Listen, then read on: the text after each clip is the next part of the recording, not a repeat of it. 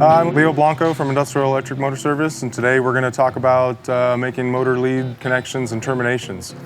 So in the field, your motor termination is where the power from Idaho Power or your power facility comes in and supplies power to your motor.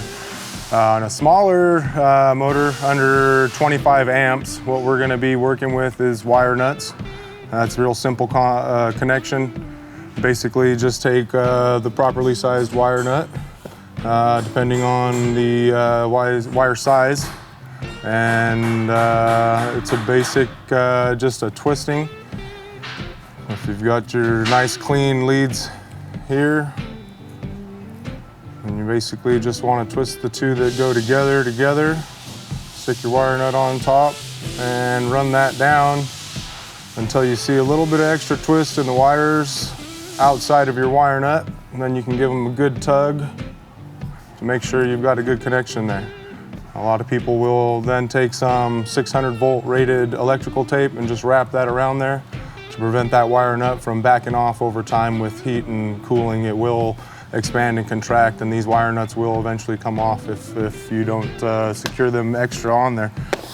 On something larger, over 25 amps, what we'd be doing is putting lugs on here.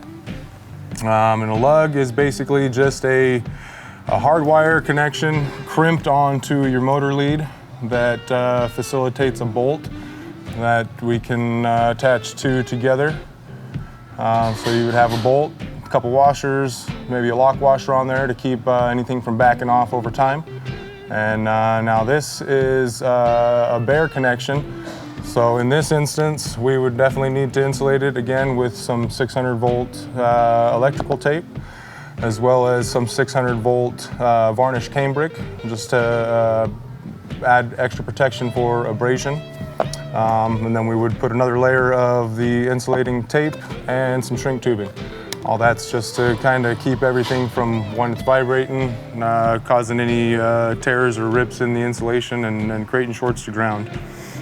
Typically, in our area, most motor applications will run from 120 volts, 230 volts, or 460 volts AC power. So if you're in an application like that, we recommend using anything that's rated for 600 volts AC or higher, and you will be just fine. Shouldn't have any issues. So on AC voltage applications where our amperage is over 25 amps, what we want to do is use lugs. So these are an example of two typical lugs, smaller size and a larger size. Facilitate bolts for clamping the two together.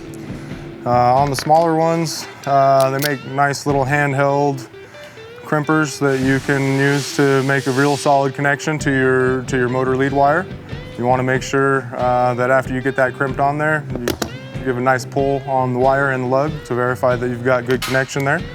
Then you can bolt all those together and insulate them properly. Same thing with the larger ones, but it's larger, so we definitely need a little bit more of a tool on this one. But same application, same theory. Crimp it on your wire, on your motor wire lead, and give it a good tug. Make sure everything's good and solid before you bolt everything together and insulate it appropriately.